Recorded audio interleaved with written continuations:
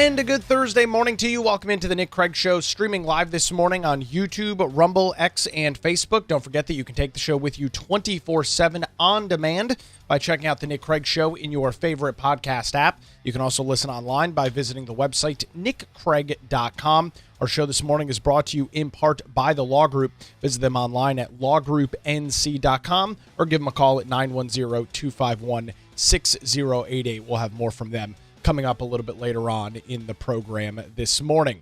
Well, the lockdown and shutdown does continue in Washington, D.C., as we now are 2 days into or heading into our second day of a federal government shutdown. Hours into the shutdown, the Senate met once again yesterday morning around 10 o'clock as that took place. Democrats and Republicans both really digging their heels in on this government shutdown issue. Kind of the backstory as to how we got here. Back in mid-September, the House passed a clean, continued resolution to fund the government through late November of this year. Earlier this week, we saw the Senate attempt to pass that. It did pass with a majority. However, it was shy of the 60-vote threshold needed to overcome the filibuster. That is why we remain in this government shutdown as we sit here at 1 day, 7 hours, and 4 minutes. Yesterday, the Democrats put forth a couple of proposals. They failed. The first one, 47-53, and then another another Republican version came forward. The same House GOP bill came up to the Senate. Same vote as before, 55-45. So that is where we stand this morning with the government shutdown. The sky is not falling. The nation is not burning to the ground. The president and OBM director Russ Vought are threatening layoffs of government employees. So we're going to wait and see and kind of keep track as to what goes on with that as the president continues to ratchet up the pressure on Chuck Schumer. Democrats, it's interesting, and we've got a lot to get into this morning, but I'll just say this. It is interesting to watch the Democrats be on their back heel on an issue like this. As we talked about yesterday, and if you missed yesterday's podcast, I'd encourage you to go check it out. You can find it in all of your favorite podcast apps, anywhere you get your shows. Check out yesterday's podcast because we talked about how in the past it has always been the Republicans that are kind of playing catch up with government shutdowns. It's always their fault. They're the ones always to blame. They're the ones that always take the fall for it. That's not really happening this time. I know that's what the media is trying to do, but the Democrats have no unified messaging. The Democrats don't really have any solutions to this that are substantial at all outside of funding $1.5 trillion in medical expenditures for illegal immigrants. This is a very interesting and a very dynamic situation to follow. So we'll keep an eye on it as we head into the tomorrow, Friday, and then into the weekend. You can stay up to date with some of that breaking news over on the Nick Craig Show Facebook page and on X at Nicholas M. Craig if you are on either of those platforms. A great way to stay up to date with news outside of our live 7 a.m. time slot here every weekday morning. We've got some pretty substantial North Carolina news this morning that I wanted to dive into.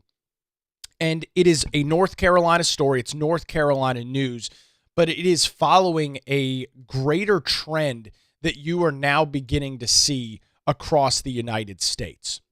Over the past 10 years or so, maybe 10 to 15 years, you have seen what I can only describe as really terrible policies on energy. We have seen the federal government, we have seen state governments across the country emphasize unreliable, very expensive, not practical forms of electrical generation. And these technologies are things like solar and wind. Now, let me preface my conversation with this. And I've said this plenty of times in the past when talking about energy, and some folks give me flack for it, but let me make my point clear. Will there be a time where solar panels and wind turbines are way more efficient? We've got better ways to store the energy that they create during their peak hours when the sun is shining, when the wind is blowing. Will there be a time where it will make sense to have a larger profile of wind and solar energy? In all likelihood, from a purely technological standpoint, the answer is probably yes. Probably. I don't know for certain. But there will come a time when those forms of energy they're never, of course, going to be 100% reliable because they're based on Mother Nature. But when we have the battery capacity to store that energy and hold it in the overnight hours when it's not as windy out, that time will come. When will it come? Who knows? 5, 10, 15, 25, 30 years from now? It's not immediately clear when that's going to happen. Will there be a time for wind and solar? Probably. But what I can say for certain, and I don't have to guess and I don't have to wonder, is that the time right now is not that. Very plain, very simply. There is no justification right now in 2025 to be ramping up solar and wind energy production. It is so incredibly expensive. It is so incredibly unreliable. And the technology that needs to exist to harbor and store that energy is just not there. And so you've seen states like California and New York and many of these highly controlled Democrat states go all in on solar energy. And I've got a story out of California coming up here in a little bit that we'll get into. And at the federal level, we have seen many places jump into this because there have been huge federal subsidies. The federal government has made it lucrative to build out wind and solar.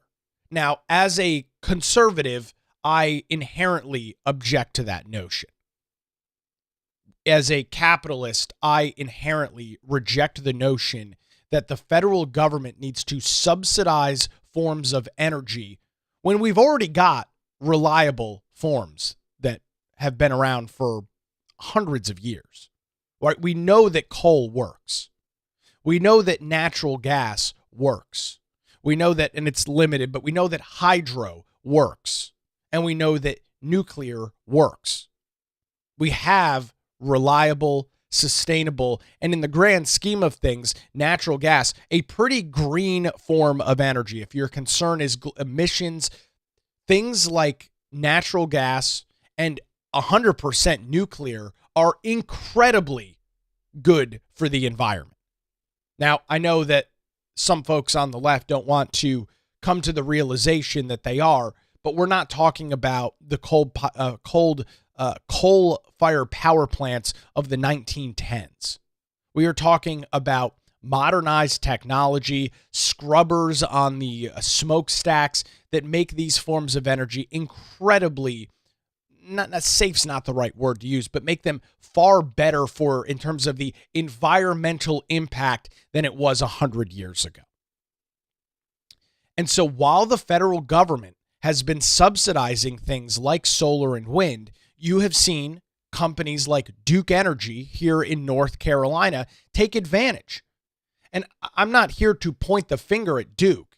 If they're able to get major federal subsidies to build electrical generation facilities with wind and solar, I'm not going to fault them for that. They are taking advantage of free money that the federal government is giving out. My finger pointing and my blaming is at federal and state governments that have subsidized these forms of electrical generation for no reason. Again, we have reliable forms of energy. We have coal. We have nat gas, which is steam. We've got small modular nuclear reactors. We've got larger footprint nuclear reactors, one of which, being turned back on in Pennsylvania because Microsoft wants to build a huge AI data center. Part of 3 Mile Island is in the process of being recommissioned as a fully functional nuclear electrical generation source because of the demand. So there's the major story out in CarolinaJournal.com this morning. The headline is this: Duke ramps up nuclear, natural gas, extends coal, and emits wind in latest energy plan. So this is some really, really good news coming out of Duke Energy and a plan that they have just recently submitted with the North Carolina Utilities Commission. So going through the details on this, Duke submitted their 2-year long-range energy modernization plan Wednesday with the North Carolina Utilities Commission. That plan keeps solar where it is right now, but calls for no use of wind power going forward. And this is a dramatic change from where we were just a couple of years ago, especially for those folks in the southern portions of Brunswick County that overlook the ocean, places like Oak Island and Southport, Holden Beach, and so on. You have seen the discussion over the last 3 or 4 years about the federal government leasing property offshore to build massive wind turbines in offshore energy. There have been permits that have been brought forth. There's been studies. There's been bidding on the various lease sites. This was happening just up until last year. And fortunately, due to the changes in Washington, D.C., fortunately, due to the changes in the administration, we are now seeing that the federal government is not only not going to potentially lease some of this land, but they are no longer going to subsidize wind, offshore wind in more accurate terms. They are no longer going to subsidize offshore wind. And with those subsidies gone, it no longer makes sense. And when you just boil this down to the very basic level, if something doesn't make sense without getting a big check from the federal government, if something doesn't make sense without getting tens, hundreds of millions of dollars in tax credits from the feds, why would we be investing in that anyway? Why would we be, as a society, pushing forward on something that is not practical without free money from someone else, right? No business operates in that manner. No business says our whole business model is getting free money from the federal government. If we don't get that free money, then we don't have a business. It's not a sustainable model. But that's exactly what you've seen with particularly offshore wind and, in a high level, solar. So much in terms of tax credits and subsidies from state and federal governments. So Duke's new 2025 Carolina Resource Plan projects a 2.1% annual increase in customers' bills, but they note that this is lower than the rate of inflation and significantly less than the projected cost for previously approved plans that did include larger build-outs of solar and a massive uptick in offshore wind. Now, I will note that this is a submitted plan. It is not approved. It is not set in stone, but it does have to go and get approved by the North Carolina Utilities Commission, but it has been officially filed by Duke, and this is obviously what they think is the best plan forward. The report reads in part, quote, "The plan reflects rising electrical demand across the Carolinas at an unprecedented pace. For the Carolinas, customer energy needs over the next 15 years are expected to grow at 8 times the growth rate of the prior 15 years. To put this in perspective, that growth alone is more than double the energy use forecast when the 2023 Carolina Resource Plan was initially filed." So why is it that you see so many folks on the right speak so frankly about wind and solar? And those are the two that are the most common. But what we're really talking about are unreliable forms of energy. Well, Duke just said it in their filing. Customers' energy needs over the next 15 years are expected to grow at a rate 8 times the growth rate of the previous 15 years. You are looking at electrical demands that have never before been seen in the United States. You are looking at electrical demands that have never before seen in North Carolina. This state has been ranked 4 times over the last 6 or 7 years as the number 1 state for business by CNBC. We are seeing vast amounts of migration from everywhere else across the country to North Carolina. You are seeing businesses make major announcements that they're bringing manufacturing facilities to the state. You've got discussions from major technological companies talking about building AI data centers across North Carolina. The only way any of that stuff is feasible and practical is if you have a strong and affordable electrical grid. To me, there's kind of 2 different parallel paths here. You've got cost, which is obviously a big deciding factor. If energy is too expensive, right? Look at what's going on in New Jersey right now. One of the main discussion topics in the New Jersey gubernatorial race, which is coming up next month, is the ridiculously high cost of electricity in New Jersey. The state has, like many other places, has gone hog wild on some of these so-called renewable forms of energy, and it has crippled their electrical grid. This technology is so freaking expensive that they have to, the only way to deal with it is to pass the cost on to the consumer, which is either an individual or a business. So one of the parallel tracks is physical cost. That's a huge discussion. Then the other parallel path is, frankly, just reliability. I mean, you can have cheap, affordable energy if you want it. But if it's not reliable, if it's not something that people can depend on, what do you see in California every single summer? Rolling black and brownouts that cut power for hundreds of thousands of customers. That is an unreliable electrical grid. That is an unreliable mix of electrical generation, with the only solution being, oh, we got to turn people's power off. We just saw it here in North Carolina Christmas 3 years ago. You had major brownouts throughout portions of North Carolina on Christmas Eve back a few years ago. This is not fantasy. This is not some made up thing that could potentially happen.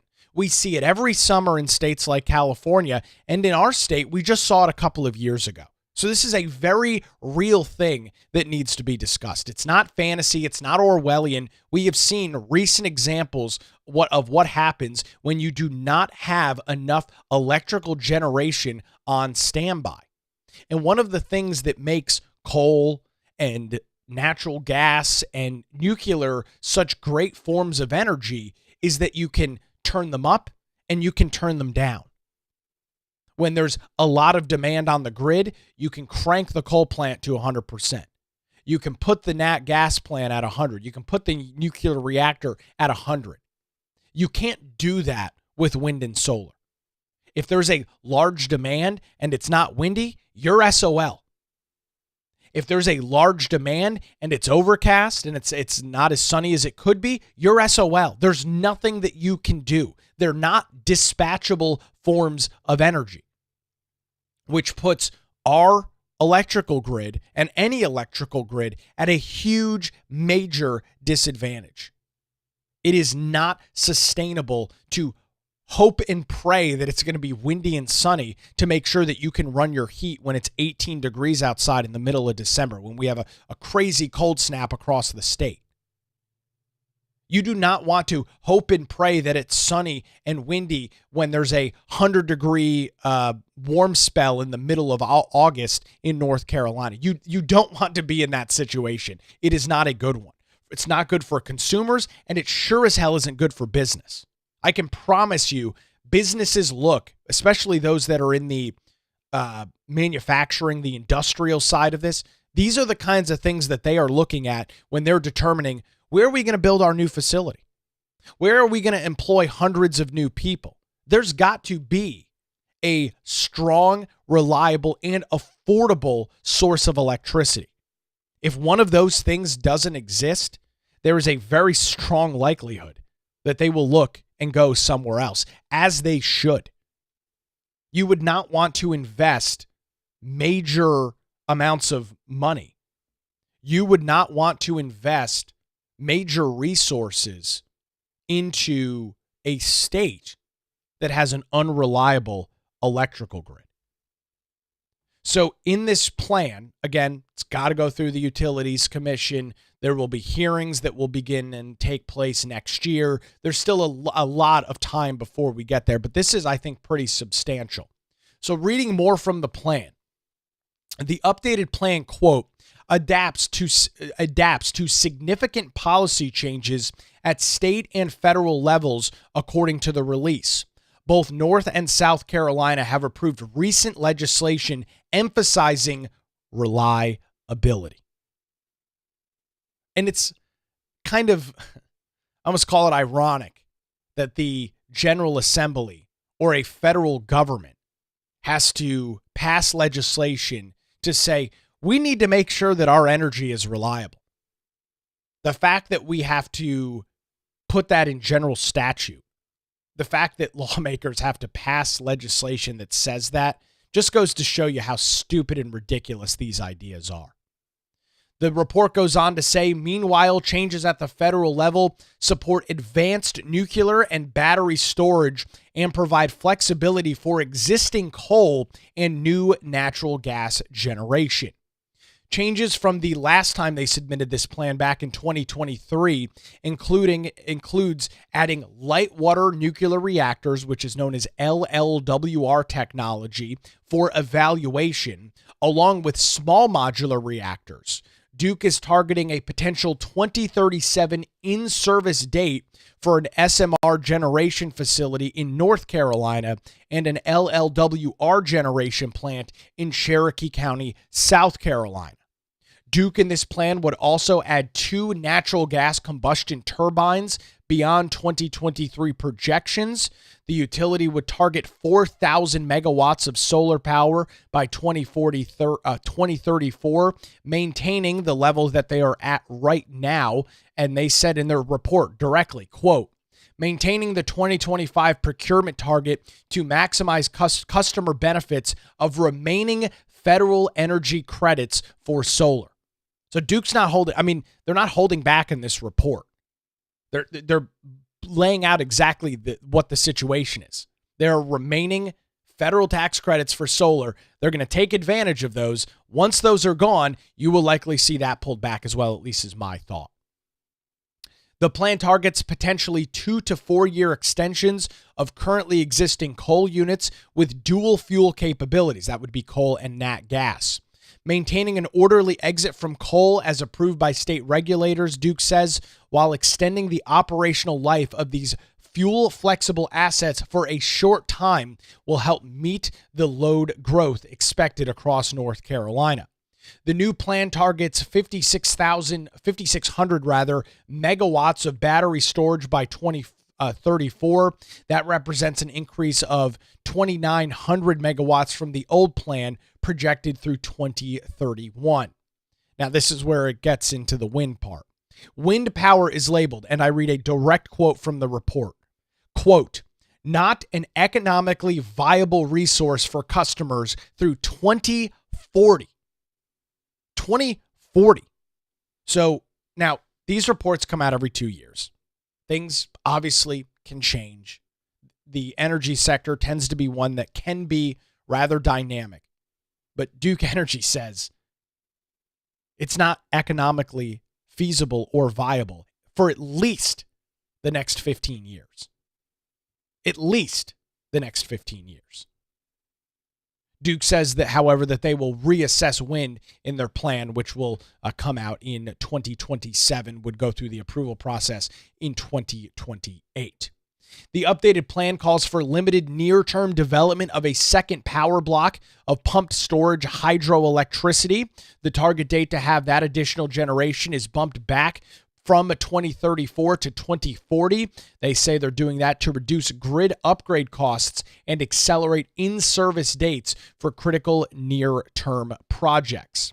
Now, John Sanders, who is the director of the Center for Food, Power, and Life at the John Locke Foundation, commented on this and also talked about the impact of Senate Bill 266. That was the Power Bill Reduction Act that did pass earlier this year, passed the House, passed the Senate, Democrat governor, radical progressive Governor Josh Stein vetoed the legislation, and the North Carolina General Assembly overrode that veto.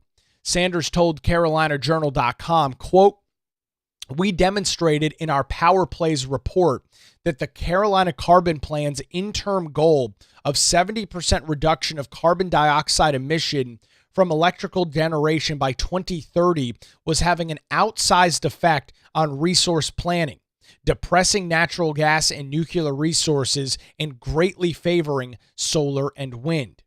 The Utilities Commission public staff estimated that removing the 2030 goal would save electrical ratepayers some $13 billion in the interim time.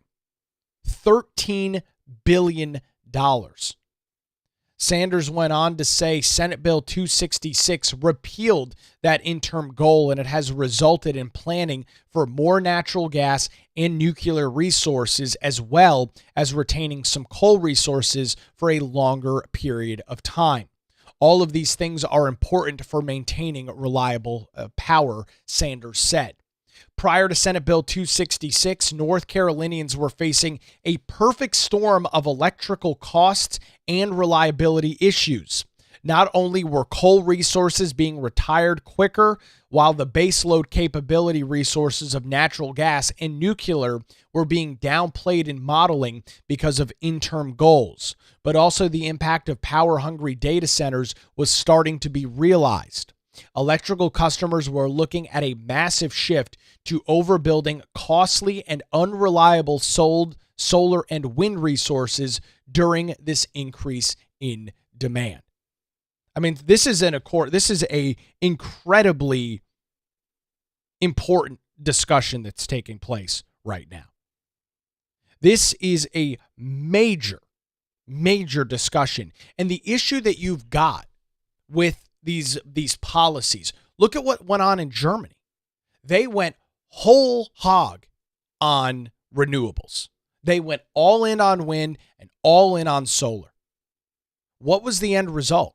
Their grid almost collapsed. And so now they are having to spend exorbitant amounts of money to restart some older coal and natural gas facilities. And they are spending incredible amounts of money to get new baseload generation sources online.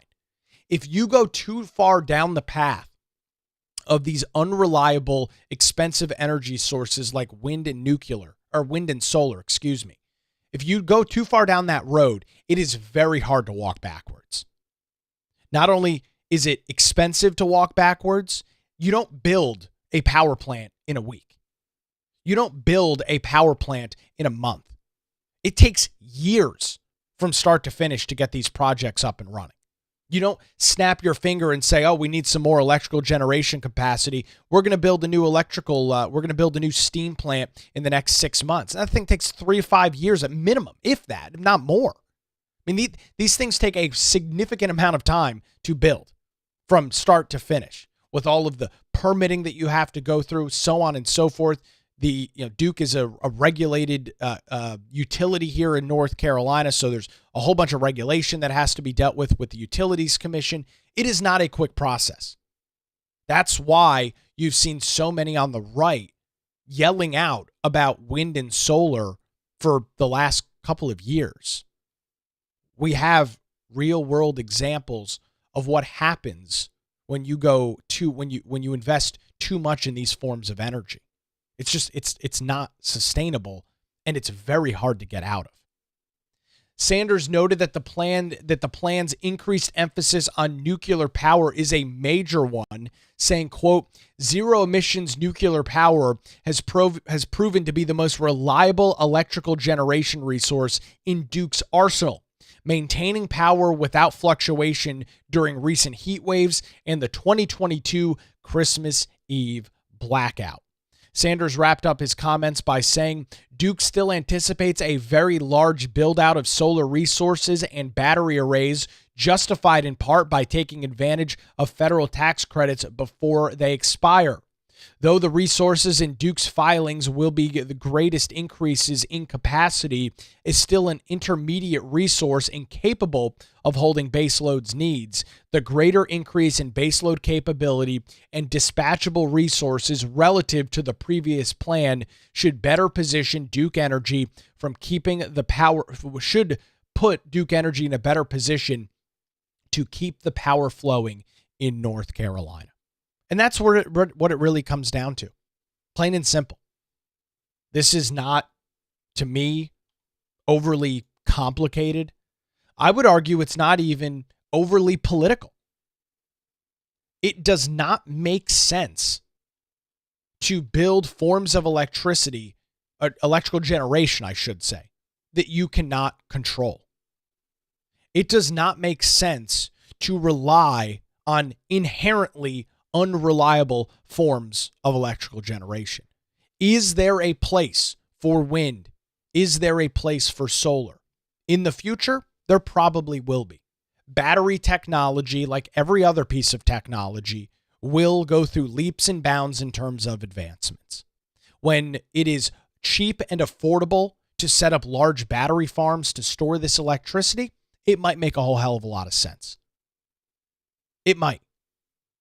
But I can, again, say to you with 100% certainty that right now, late 2025, it does not make sense to continue large-scale build-outs of solar and large-scale build-outs of wind. First of all, for those on the left, they're not environmentally friendly. The solar panels are made in China and have a 15-year lifespan, and to which point they are dumped in a landfill. Building offshore wind is incredibly disturbing to the environment. You saw all the whales washing up along the Jersey Shore over the last couple of years due to the pile driving that they have to do to get those 150-foot wind array turbines to fly offshore. And none of this stuff is environmentally friendly. That might sound good, but solar panels aren't environmentally friendly. They're built in China using slave labor with resources mined throughout the rest of the world, and they have no path once they've been used. When a hailstorm comes through and destroys a solar field, that's it. It's done. There's no rehabilitating those panels. You throw them in the landfill. Nothing green about it in any way, shape, or form. So we've got a couple of questions coming in on our Rumble live chat this morning. Question, is this because so many data centers are being built here? I think that's part of it. I'm working on a story right now that I'm going to be publishing over at carolinajournal.com in the next couple of weeks about the increase in demand from these AI data centers. And they call them AI data centers, but just data centers in general. I mean, data centers are large use. They use an incredible amount of electricity. The computers and the servers themselves do. Those facilities are kept incredibly cold, most times in the mid 60s. So you've got air conditioning that is pumping 24/7. They are just generally very high users of electricity. So that's part of why you're seeing the demand go up. Plus, you're starting to see discussions, and we've seen some of the business announcements over the last couple of years about major manufacturing coming to North Carolina. I mean, if you're building a manufacturing facility, the amount of electricity you need is unconscionable by the normal person. I mean, you are using hundreds of dollars worth of electricity a day, if not thousands. I mean, very, very expensive with the amount of electricity that's being drawn. So between manufacturing, AI data centers or data centers in general, more growth, more people generally moving here. You look at the consumer impact. Brunswick County is exploding in population. Pender County is seeing incredible growth. North Carolina is one of the fastest growing states in the nation. So you add all of those factors together, and Duke Energy obviously is able to model and see some of that data. And the end result is our demand is going way up, and we need to make sure that we're putting our eggs in the basket of dispatchable resources for electrical generation that are affordable. Energy needs to meet three needs. It needs to be affordable, it needs to be reliable, and it needs to be cost effective for the utility. It has to meet those factors. You and I, as the consumer, we need to be able to afford it, to physically purchase it every month. The electrical company needs to be able to build these facilities and get some sort of ROI. This is a business at the end of the day. Yes, it's a utility, but it's still a business. They're not going to, I can promise you, Duke Energy is not going to piss away money building facilities for the greater good of North Carolina. I can promise you Duke Energy does not care about that in the slightest. I can promise you that. So they need to be able to build these things and get an ROI on them. And it needs to be reliable. You need to guarantee that when you flick on a light switch, the light turns on. You need to guarantee that in a cold snap in the middle of December, January, or February, that you can run your heat. You need to be able to, in the middle of the summer, the dog days of August, when it's 150 freaking degrees outside, that you can run your air conditioning and not sit in the heat. Folks, this is not a complicated matter. This is not not a controversial thing. The left has decided that they want to just go forth with all of these incredibly stupid forms of electrical generation that are not practical. And you've got everybody else saying, why are we doing this? Why are we going down this road? It just doesn't make any sense. And to back that point up, I bookmarked a story out of California back a couple of weeks ago about a solar plant. I want to get into those details. Maybe you don't believe what I'm saying. Maybe you do think solar and wind can be the future and are available right now. That's fair and fine. We'll go through this story out of California that I bookmarked a couple of weeks ago as the conversation rolls on. On this Thursday morning, this conversation is only possible thanks to our great advertisers, the Law Group here in Wilmington. I want to let you know that when legal challenges arise, make sure you put your trust in Melissa Gott and the Law Group. Since 2003, their experienced attorneys have provided high-quality, affordable legal services across the eastern half of North Carolina. Whether you're facing a divorce, navigating real estate transactions, or maybe you're in a position where you need a strong defense, the Law Group has your back. Their dedicated team ensures your questions are answered and issues are resolved as quickly as possible. Great news, folks. They're located in our backyard, right in downtown Wilmington, and just a phone call away at 910-251-6088, or you can visit them online at lawgroupnc.com. Give them a call, 910-251-6088, or their website, lawgroupnc.com. The Law Group, experience and dedication you can rely on. Appreciate the Law Group and their continued support of the Nick Craig Show. Imagine spending $2.2 billion on a solar plant. That's exactly what happened in California. I'll have the details on that coming up here as the Nick Craig Show rolls on a Thursday morning, streaming live on YouTube, Rumble, X, Facebook, and available 24/7 wherever you get your podcasts.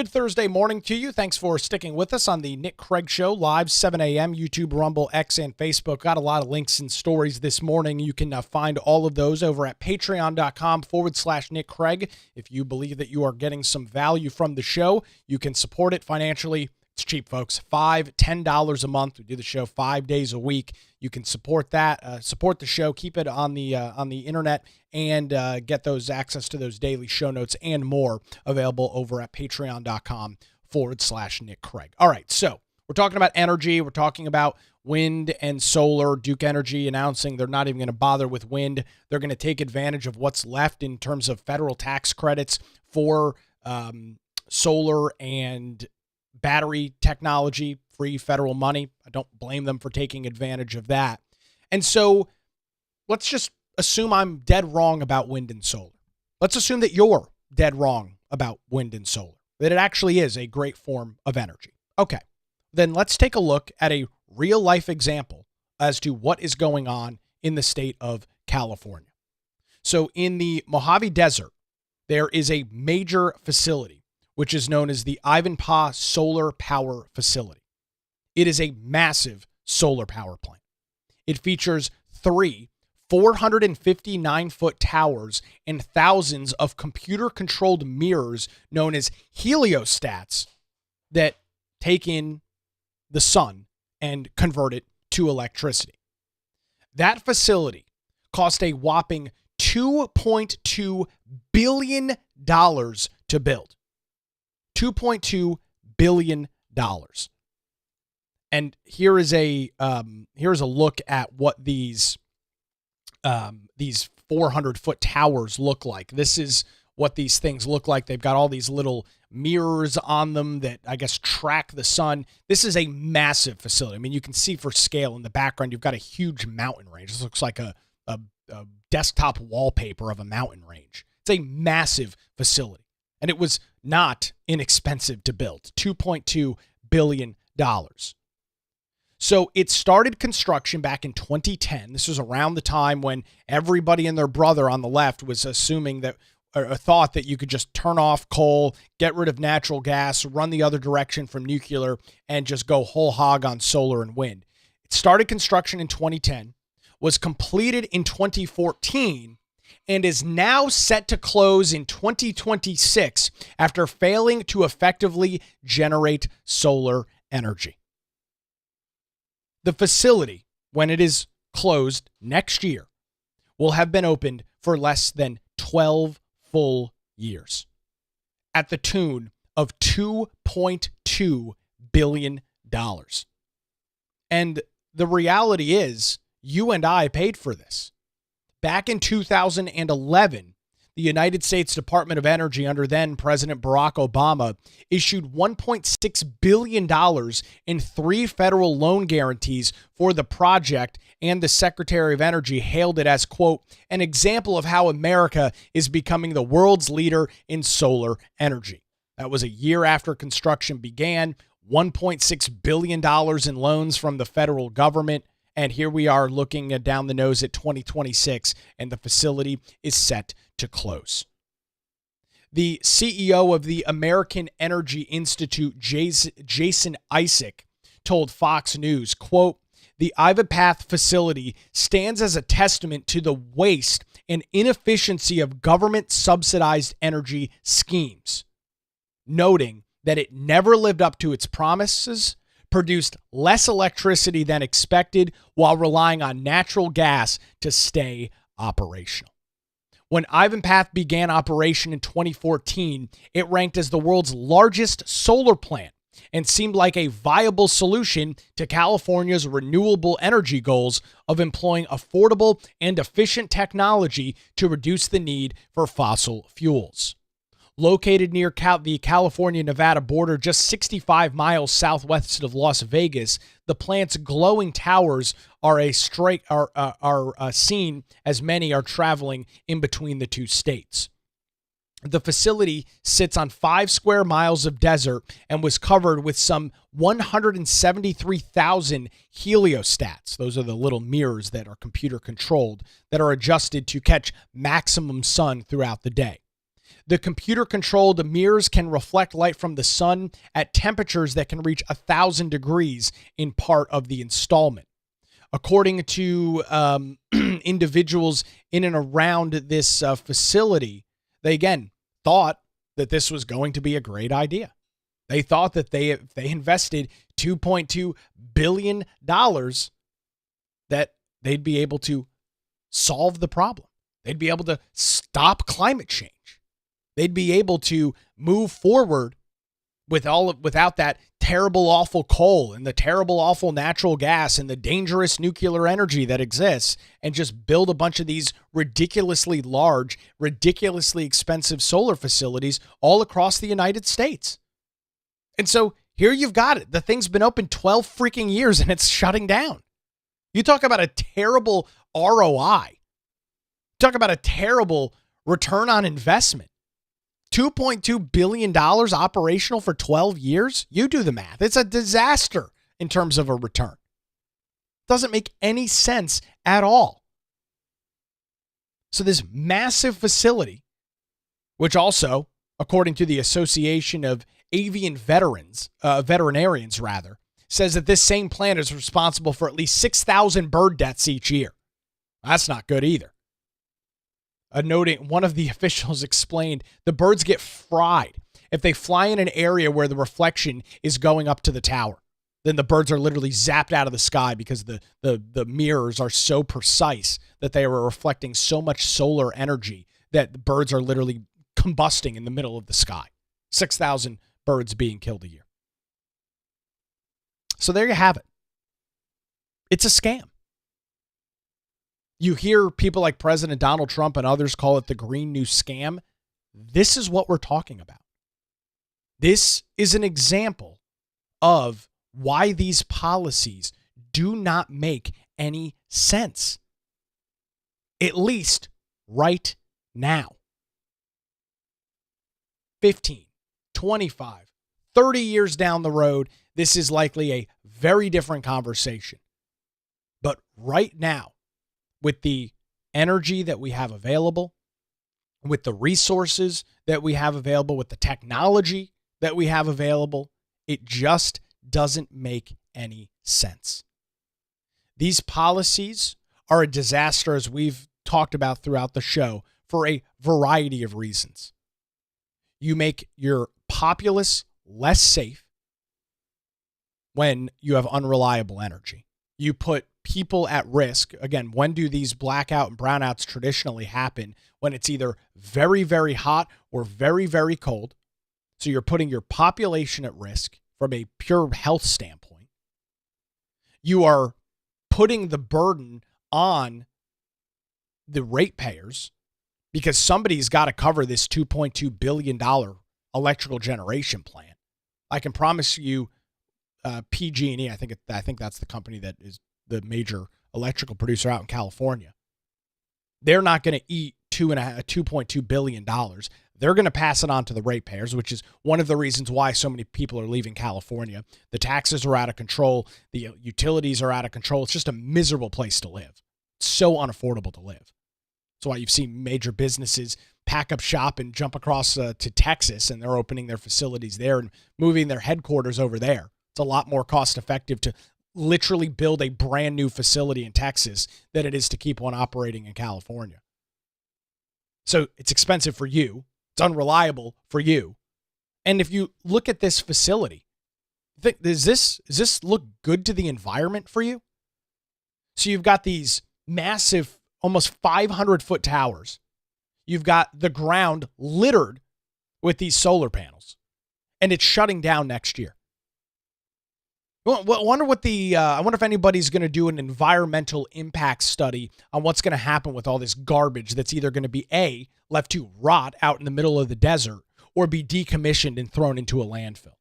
I wonder if there will be any research. I wonder if there'll be any studies as to what the greenhouse emissions were in comparison to what this thing was able to generate.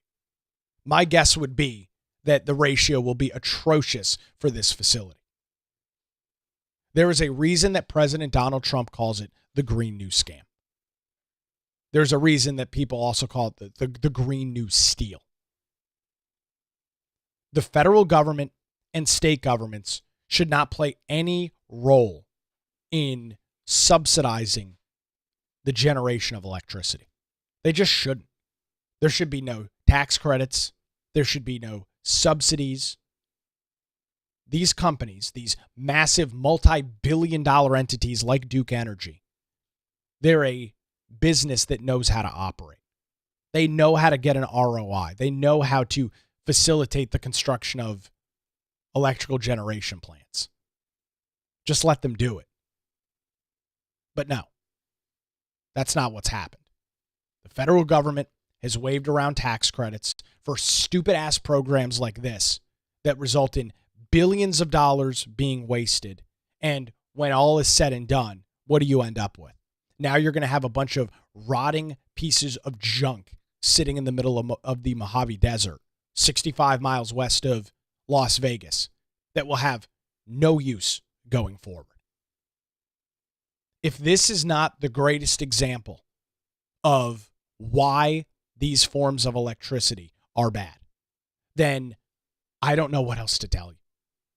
If looking at what Germany is going through right now, they went all in on wind and solar back a couple of years ago and are now panicking to build natural gas and nuclear facilities to try and keep up with their electrical demand because it didn't work. If those are not examples of why this is so disastrous, then I don't know what is. And to me, this comes down to, it's really not about producing electricity. It's really not about making things greener for the environment. It's not really about saving people money. It's got nothing to do with that. Folks, this is a virtue signaling to the absolute nth degree. These are radical environmental progressives that believe if they litter the United States with Chinese-made solar panels, of which were built using slave labor, resources mined for those by children in portions of northern Africa, they believe that that is good for the environment. They believe that that is good. They can pat themselves on the back, that they have done good by Mother Earth, that they have done good to Mother Nature by building these facilities and by littering the United States with these solar panels. It is nothing more than virtue signaling and gaslighting. There is one solution moving forward to reliable, clean, and affordable electricity. One. And it is nuclear energy. More particularly, it is SMR technology, small modular nuclear reactors, SMR technology. And by the way, those are being built by GE, literally here in southeastern North Carolina. In the just north of Wilmington, you have got a major GE plant that is building these SMR reactors. Let me see if I can pull a picture up of what these things look like. They're amazing, and they're literally being built in our backyard. GE Hitachi Verona is building these facilities, literally here in southeastern North Carolina. I'm trying to remember exactly where their facility is, but I think it's literally in like Rocky Mount or something. It's very, very close. And so you look at these facilities, you look at what is being proposed here by GE, what is actually being made, and it is amazing. I mean, it's absolutely amazing. And here is what these facilities end up looking like. I'm not saying it's small, but when you look at a facility, like you look at the old nuclear reactors of the 1960s, you look at facilities like 3 Mile Island, right? Those are massive plants with those huge containment silos. This doesn't have any of that. These things take the footprint of a traditional coal or natural gas plant. These are not very large. The actual facility itself, the actual building that the nuclear reactor is in, is about the size of a football stadium. Now, obviously, you've got stuff around it. You have to have transmission lines and things around it. You've got to have facilities in and around it. But the actual building itself is about the footprint of a football stadium. In comparison to when you look at something like 3 Mile Island, which is a sprawling facility, a major facility. This is the clear solution going forward. This is the clear path. We know that it works. In terms of emissions, non-existent. You're not burning natural gas. You're not burning coal. You're literally boiling water. I mean, these are boiling water reactors. That's what these things do. And I suspect that with changes at the federal level, changes at the state level now, you are going to see, hopefully, if we're smart about it, we are going to see a huge increase in looking at these forms of technology. Now, when will this happen remains to be seen. But power and electrical demand is going to continue to go up. Data centers are being built. Southern states like North Carolina are seeing huge booms in population. This is obviously the future. This is obviously the way that we need to go. We know wind and solar is not sustainable. We know that it's unreliable. We know that it's expensive. And at the end of the day, we know it ends up just being a big freaking waste of money, time, resources, and is actually really terrible for the environment. Dead whales creating industrial waste seems like the polar opposite of what the left historically stands for. That's coming in on our Rumble live chat. They're not, they just don't look at any of that though. They completely pigeonhole themselves only to look at the final product, which is a solar panel being sat on the ground, and they just ignore every other piece of the process. Completely ignore it. Thankfully, this administration understands that these forms of energy are not sustainable, and they are not going to continue to wave around federal tax credits, wave around big chunks of money for utilities to build this stuff out. This is phenomenal news. We have new technology. We have SMR. We have these other liquid plants that Duke Energy noted in their filing. We know this stuff works. Why are we running away from it? It's a very interesting situation. Again, I'll have all of the stories and all the notes over at patreon.com/Nick Craig. You can support the show over there. $5, $10 a month if you believe that you are getting some value. Patreon.com/Nick Craig.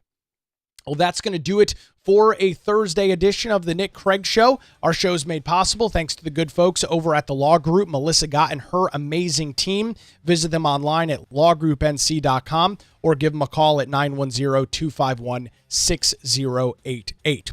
We'll do it again tomorrow morning, live 7 a.m., YouTube, Rumble, X, Facebook, and 24/7 wherever you get your podcasts. We're back here tomorrow morning on the Nick Craig Show.